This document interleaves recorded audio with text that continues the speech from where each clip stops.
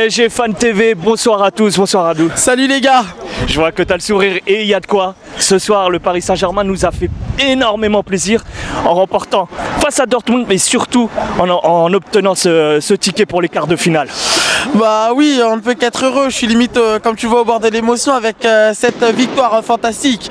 Parce que pendant 3 semaines après notre défaite, c'est vrai qu'on a été dur avec les joueurs. La presse nous a marché dessus. Les polémiques qui sont enchaînées avec toutes les personnes qui croyaient plus juste au PSG. Et là, franchement, on a vu des bonhommes ce soir. Je dis des bonhommes en grand B. Vraiment des bonhommes. Que ce soit sur le plan offensif, que ce soit sur le plan défensif, tout le monde s'est cravaché, tout le monde a craché du sang pour aller défendre, pour aller attaquer. Et ça ne peut qu'être bon. Surtout, l'animation offensive a été très bonne. Elle a joué justement. L'attitude des joueurs a été fantastique. Et franchement, quelle que soit la situation, les suspensions de Verratti, de Meunier, l'absence de Thiago Silva et l'engine de Kylian Mbappé, et bon, même s'il est entré en jeu, donc tant mieux, mais malgré ces handicaps, on avait beaucoup de choses qui jouaient contre nous. Le coronavirus a empêché les supporters de se rendre au parc, et malgré ça, on était là 1 heure ou 2 heures avant le match pour les soutenir, pour montrer qu'on était là.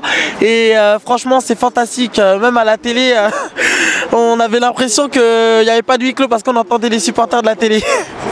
Là, si on met à part le résultat et la qualification, j'estime qu'on a eu quand même beaucoup de déchets techniques, notamment en deuxième mi-temps où ils nous ont quand même été dans notre partie de terrain, notre partie de terrain, toute la partie de la seconde mi-temps. Ce que j'ai envie de te dire, c'est est-ce qu'il n'y a pas quand même des axes à améliorer, parce que c'est quand même un 8e de finale, le quart de finale, ça va être un pas au-dessus. Est-ce que on peut faire mieux?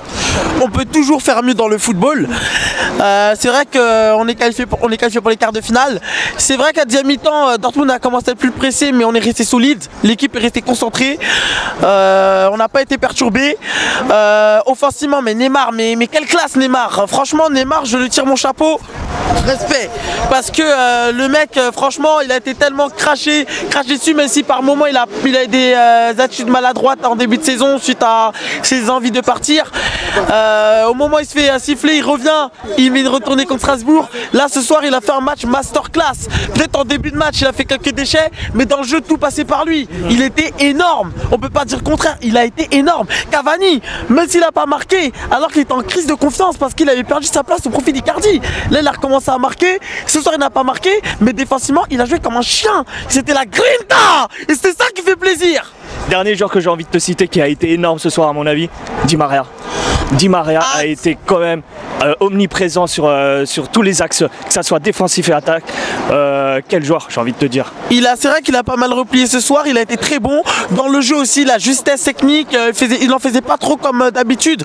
Franchement, il a sorti un très très gros match.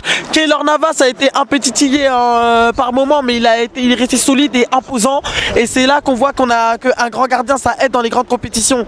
Et franchement, merci beaucoup à Paris. Et franchement, comme on dit, le match, le caractère des joueurs ont donné le ton de cette magnifique soirée qui n'est pas encore terminée. Super Abdul, à bientôt. Merci. Et encore, une dernière chose.